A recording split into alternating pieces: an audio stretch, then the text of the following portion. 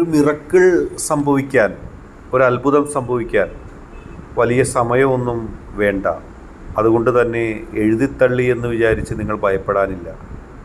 നിങ്ങളെ രക്ഷിക്കാൻ നിങ്ങളുടെ ശക്തി വിചാരിച്ചാൽ ഒരു സാധ്യതയും ഇല്ലാത്ത ഒരിടത്തിൽ നിന്ന് നിങ്ങളെ വിജയിപ്പിക്കുക തന്നെ ചെയ്യും.